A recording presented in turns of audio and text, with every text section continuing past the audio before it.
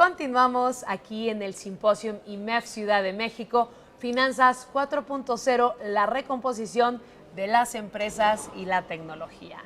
Y bueno, continuamos con el pilar 2, el cual habla de economía. Y tengo el gusto de entrevistar a Mario Correa, quien es economista. Mario, bienvenido.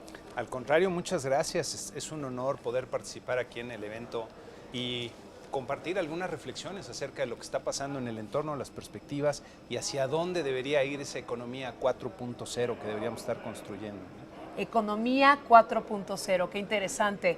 Y tu ponencia fue una ponencia muy activa, eres muy carismático Muchas y gracias. proyectas esta pasión que tienes por los números y por la economía.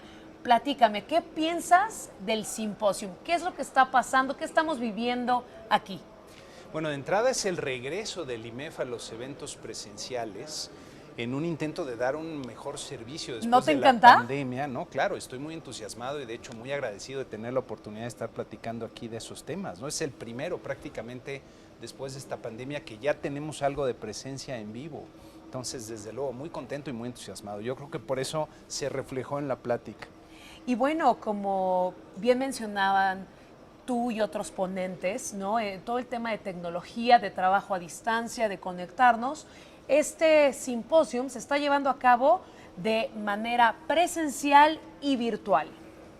Así es que bueno, pues mucha gente desde sus casas, desde sus oficinas, desde otros países nos han podido estar escuchando. Así es, y entiendo que para muchas personas va a estar disponible la grabación durante algunos meses, entonces todavía habrá más personas que puedan ver lo que aquí está pasando. Y bueno, en este contexto, Mario, te platico que parte del auditorio nos enviaron preguntas para ti después de que escucharon tu gran ponencia animándonos a todos. ¿Qué oportunidades empresariales ves después de la crisis económica y sanitaria causada por la COVID-19?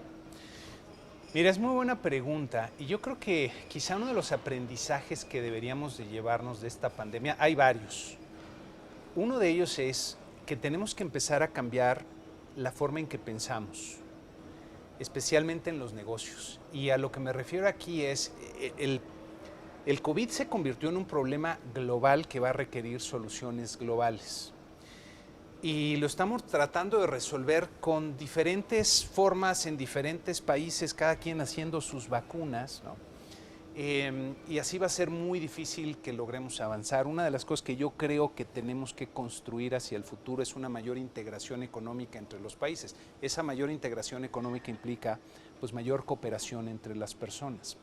Y para los negocios, lo que implica entender desde esa perspectiva global es justamente buscar dónde están las necesidades, los problemas que tienen los negocios, las personas, porque detrás de esos problemas y necesidades están los negocios.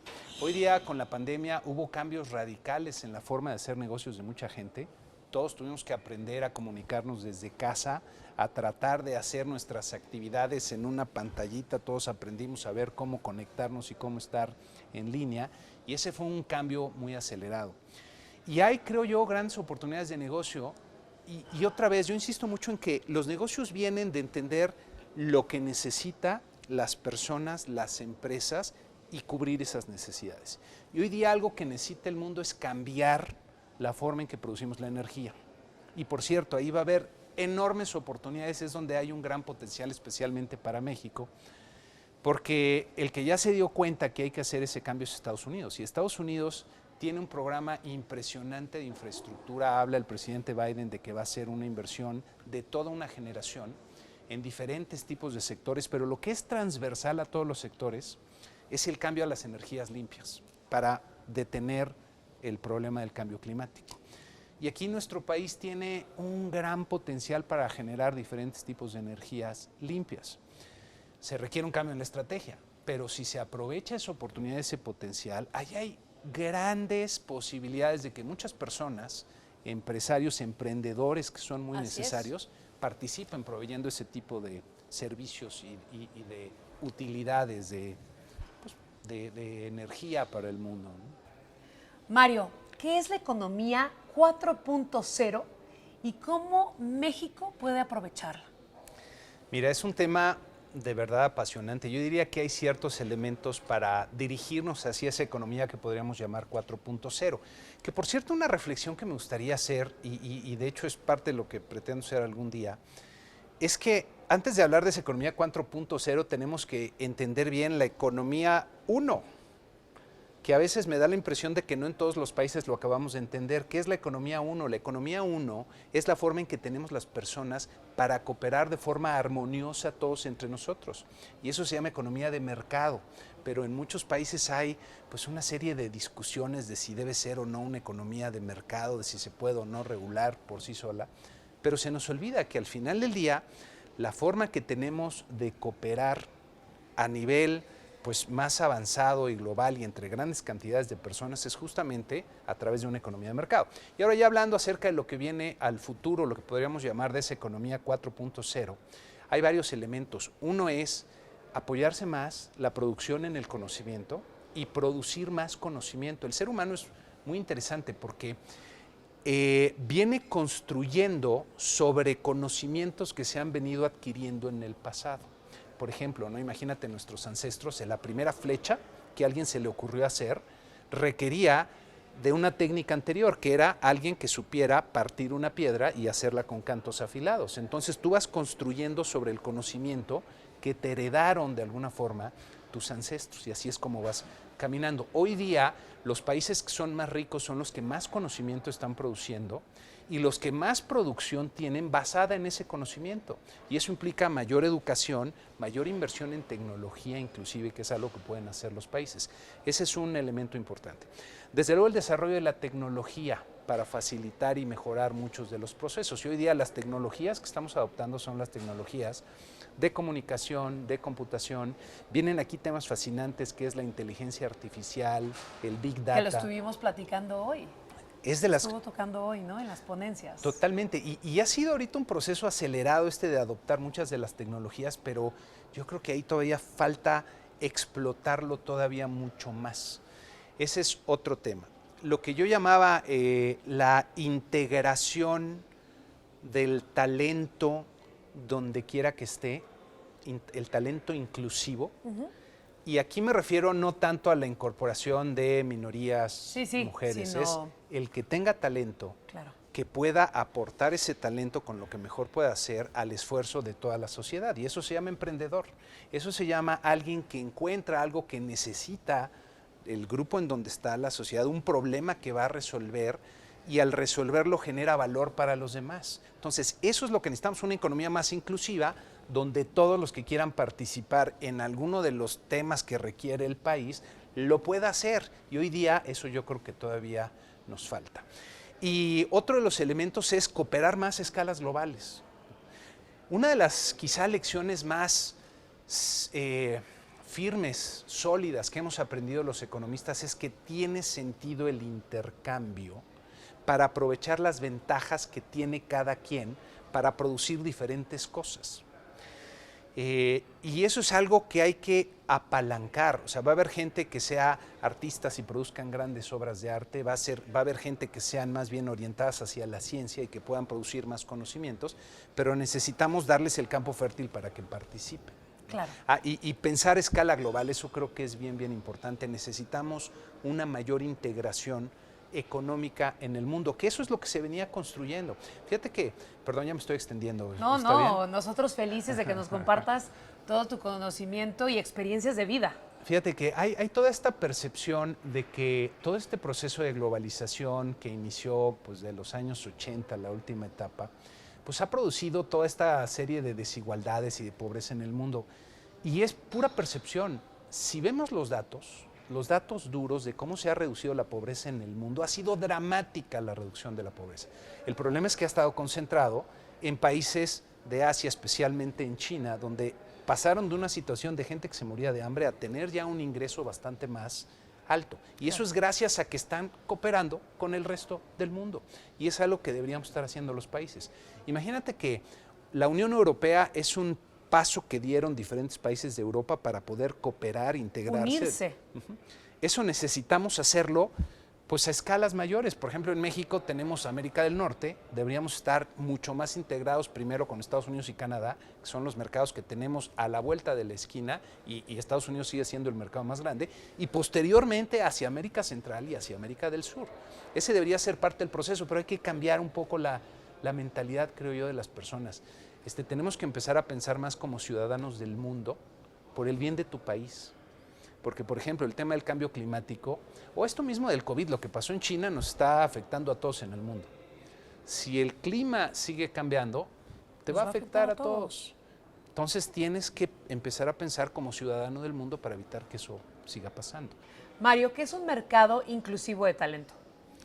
Mirar la forma en que se me ocurre que podemos describir lo que requiere esa economía 4.0 y es abrir las puertas para que cualquier persona pueda aprovechar los talentos que tenga para contribuir con algo que genere valor para la sociedad. Y eso pues quiere decir que pueda emprender. Me refiero sobre todo al tema de los emprendedores, ¿no? Si tú encuentras alguna problema, necesidad que exista en tu comunidad, en el país, que puedas hacer algo para atenderlo. Hay varios ejemplos que me gustan. No sé si, bueno, seguramente no te ha tocado estar alguna vez por alguna zona como Tláhuac o Iztapalapa. Allá en esas zonas donde de repente vas por la avenida principal y pasan todos los camiones, los peceros, de repente la gente se baja y tiene que caminar 20 cuadras hasta su casa. Pues de repente hace tiempo a algún chavo se le ocurrió la idea de poner su bicicleta, ponerle un armatroste de metal, ¿no? Un asientito y empezar a llevar a las personas. Eso es un emprendedor y es una persona que está innovando para resolver una necesidad concreta que tiene su comunidad y está haciendo algo positivo por ella. Eso es lo que hace falta en el país, eliminar esas barreras para que se pueda emprender. Estaba comentando que hay un libro bien interesante que acaba de salir hace poquito de un par de profesores de Harvard, Clayton Peterson y Efosa Ojomo, y espero pronunciar bien su apellido porque es nigeriano, que se llama La paradoja de la prosperidad. Y justo en ese libro explican cómo el enfoque adecuado para generar prosperidad es permitir la innovación, y la innovación ocurre por personas con nombre y apellido que están enfocadas en tratar de resolver un problema específico que tenga su comunidad, la gente, la ciencia, el entorno en el que están. Eso es lo que hace más falta, ¿no? No me refiero a inclusión de minorías y hacerlo de forma artificial, sino a identificar y eliminar las barreras que impiden que las personas, de donde vengan, como sean, pero que tengan cierto talento, puedan contribuir con eso a produciendo algo valioso, ¿no? Me encanta, ya sabes que además yo soy en pro del emprendimiento en México, ¿no? Bueno, yo creo pues que, tú eres emprendedora, ¿no? Me estabas platicando ahorita tu historia. En efecto, yo creo que esto de emprendimiento debería de ser una clase que llevaran los niños desde primero de primaria. Totalmente, porque mucha de la educación formal como que está orientada a hacerte pensar que lo que necesitas es conseguir un trabajo. No, tú puedes crear el trabajo. Esa es la idea, ¿no? Ahora, tú dime cómo está el ambiente para emprender en México. Te enfrentas a cualquier cantidad de obstáculos. Así es. Y de problemas. De hecho, un emprendedor, una de las definiciones que creo que podemos decir que tienen es que son personas que se dedican a estar resolviendo todo el tiempo los problemas que se les van presentando por todos lados. Y eso requiere un carácter especial. Ahora, la riqueza la generan los emprendedores. Si no tenemos un ambiente adecuado para ellos, pues va a estar difícil que logremos generar riqueza en el país. No, y bueno, sabemos que muchos emprendimientos empiezan, pero no pueden seguir continuando por la falta de liquidez financiera, ¿no? Bueno, esa es una. Mientras mayor acceso tengas a cierto nivel de ahorro, así es, pues más fácil va a ser poder emprender. Ahora, el ahorro en un país lo canaliza el sistema financiero. En México uno de los problemas es que tenemos una penetración financiera muy baja, del orden del 39-40%. Que lo platicábamos hoy, ¿no? En otras entrevistas y aquí en las ponencias. Exactamente. Ahora hay que ver por qué tenemos esa baja penetración financiera. No es nada más un tema de que los señores banqueros se dedican a aprovechar algún negocio y hacer sus utilidades. Hay muchos problemas que están ahí bien interrelacionados. Por ejemplo, el grado de cultura que pueda tener la gente, el dónde se van a poner las sucursales. La orografía de México es complicada, pero yo diría que hay un tema fundamental aquí y es el elevado nivel de actividad informal que hay en el país. O sea, gente que no puede producir un comprobante de ingresos, que obviamente no paga impuestos, pues no va a ser sujeto de crédito, entonces no va a poder tener acceso a ese tipo de recursos financieros para seguir emprendiendo, ¿no? Deberíamos estar atendiendo ese problema y deja de ponerlo muy fácil y simple, ¿no? ¿Por qué la gente está en el sector informal? Porque es más fácil y más barato. Si tú facilitas y abaratas la participación en las actividades formales, vas a tener más gente jalando la carreta pareja de todo el país. Ahora, es más fácil decirlo que hacerlo y eso requiere muchas cosas, desde cambios fiscales, un enfoque diferente de muchos temas, cambios en algunas instituciones, pero creo que es algo fundamental. O sea, mientras tengamos altos niveles de actividad informal en el país, que normalmente esas actividades tienen un muy bajo nivel de productividad, la generación de riqueza va a ser muy pequeña. O bueno, va a estar limitada. Mario, muchísimas gracias por esta gran entrevista. Bueno, todos nos estamos preguntando dónde podemos encontrarte, porque además ya sabemos que tienes tu programa también, temas de economía y demás. Platícanos, por favor. No, muchas gracias, Marcela, por la entrevista. Espero que sea de utilidad, si te dije bien. Mucha utilidad. Y ahorita que platicabas de mi programa, que es algo que ya llevo haciendo desde el 2016, ya voy a cumplir 5 años en octubre. Se llama Economía en Breve, es un canal en YouTube. Todas las semanas subo un comentario que los economistas llamamos de coyuntura. O sea, es platicar acerca de los datos y eventos más importantes que ocurrieron en la semana, pero digamos que esos análisis de coyuntura, la mayoría de las instituciones que los hacen producen reportes. De repente hay algunos podcasts. A mí se me ocurrió juntar todo en un video, entonces en ese video trato de explicar los datos más relevantes, cuál fue la gráfica que mejor te ayuda a entender ese dato, los eventos que están. Hoy día hay mucho pasando en el entorno político y la política influye sobre la economía, entonces también tengo que explicar mucho de eso. Y en esas ando como conferencista, economista independiente, escribiendo por ahí un libro. Muy bien. Pues bueno, a ver qué día trabajamos algo en conjunto, será, Con ¿no? todo gusto. Como hemos estado hablando aquí en el simposio, unirnos, ¿no? Con todo gusto, me dará mucho gusto. Encantado. Bueno, pues ya saben, Economía en Breve por el economista Mario Correa. A sus órdenes.